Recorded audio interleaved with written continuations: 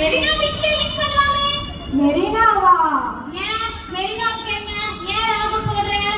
எதுவும் இல்ல, மெரினா பீச்ல மீட் பண்ணலாம். Okay bye, see you tomorrow. காட்சி 2. மறுநாள் மாலை 5 மணி. இடம் மெரினா கடற்கரை. நண்பர்கள் சந்திப்பு. எல்லாரும் கரெக்டா வந்துட்டோமே. ஆமா ஆமா. சரி வாங்க, அங்க இருக்கிற லான்ல உட்கார்ந்து சுற்றுச்சூழல் பாதுகாக்கறத பத்தி டிஸ்கஸ் பண்ணலாமா? ஓ பண்ணலாமே. சுற்றுச்சூழலை பாதுகாக்க நம் தமிழக அரசு பல்வேறு திட்டங்களை தீட்டி செயல்படுத்திக்கிட்டு வராங்க. அது என்னென்ன திட்டங்கள்?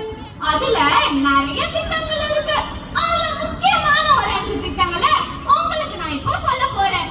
தமிழக மாசு கட்டுப்பாட்டு வாரியத்தின் திட்டங்கள்: பசுமை தமிழக திட்டம், சென்னை கடலோர சுத்திகரிப்பு திட்டம், பசுமை சுற்றுலா திட்டம், புதுப்பிக்கத்தக்க எரிசக்தி திட்டங்கள் ஆகியன.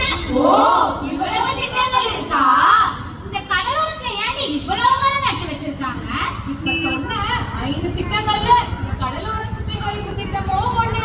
ஏன் உங்க யாருக்கும் தெரியாதா? 2004 வந்த சுனாமிக்கு அப்புறம் இந்த மாதிரி மரம் செடி எல்லாத்தையும் கடற்கரை ஓரத்துல நட்டு வளர்த்துட்டு வராங்க. நீங்க இதை ஈஸியா பாண்டிச்சேரி சைடுல கூட பார்க்க முடியும். ஆமா ஆமா, இந்த மாதிரி முந்திரி மரம், பனை மரம், கடற்புற்கள் நட்டு உயிர் கவசங்களை உருவாக்கி நம் கடற்கரையோர வாழ்விடங்களை மறுசீரமைப்பதுதான் நம் தமிழக அரசோட சென்னை கடலோர சுத்திகரிப்பு திட்டம். சரி, இதோட பயன் தான் என்ன? இது தெரியாதா?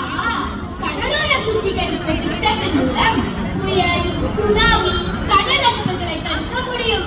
ஐயோ, என்னடி இது இவ்வளவு புகையா இருக்கு? அதுக்குள்ள இருந்த மாதிரி ஆயிடுச்சு.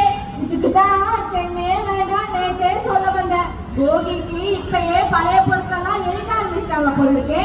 இந்த மக்களுக்குலாம் எவ்வளவுதான் அவேர்னஸ் கொடுத்தாலும் திருந்தவே மாட்டேங்கிறாங்க. ஒரே ஏர் பொல்யூஷனை தான் உண்டாக்குறாங்க. இதை தடுக்கதான் மாசு கட்டுப்பாட்டு வாரியம் ஒண்ணு இருக்குல்ல. அவங்க எப்படி தீபாவளிக்கு காற்று மாசடையாம பாத்துக்கிட்டாங்களோ, அதே மாதிரி இப்ப வர பூமிக்கும் காற்று மாசு